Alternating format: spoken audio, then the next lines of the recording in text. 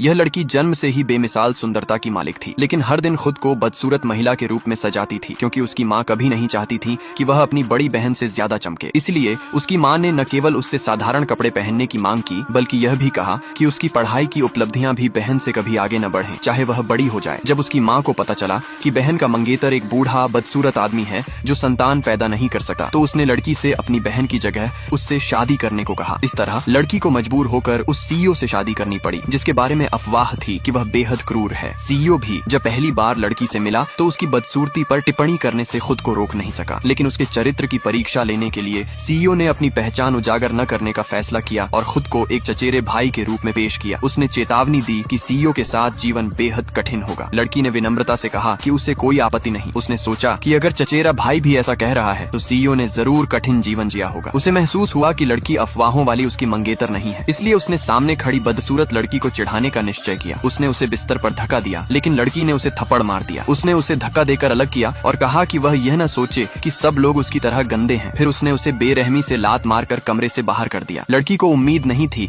कि अगले दिन नाश्ते पर वह उसी आदमी से टकराएगी जिसने पिछली रात उसके साथ ऐसा किया था। इस परेशान करने वाले आदमी से छुटकारा पाने के लिए लड़की ने अपने सहायक से पूछा कि सीईओ कहाँ है। सीईओ ने जल्दी से इशारा किया कि इसे गुप्त रखा जाए। चालाक सहायक ने झूठ बोला कि सीईओ अस्पताल में है। यह सुनकर लड़की ने अस्पताल में उनसे मिलने की इच्छा जताई। सहायक ने कहा कि सीईओ इन दिनों उपलब्ध नहीं है। इस आदमी से बचने के लिए लड़की ने सहायक से कहा कि वह उसे घर छोड़ दे, क्योंकि उसे कुछ सामान लेना था। लेकिन अचानक उस आदमी ने उसे सीट पर दबोच लिया और पूछा कि क्या वह उसे खुद घर ले जाए। असहजता दूर करने के लिए लड़की ने जल्दी से दूध का घूंट लिया, लेकिन आदमी ने साफ कर दिया कि वह उसे घर ले जाने का इरादा रखता है। मजबूरी में वह उसके साथ चली गई। उसने सोचा कि दूरी बनाए रखेगी तो सब ठीक रहेगा, लेकिन आदमी ने कार में उसका हाथ पकड़ लिया और कहा कि वह अपनी भाभी को सवारी दे रहा है, तो क्या उसे आभार नहीं जताना चाहिए। लड़की ने अनिच्छा से कहा धन्यवाद।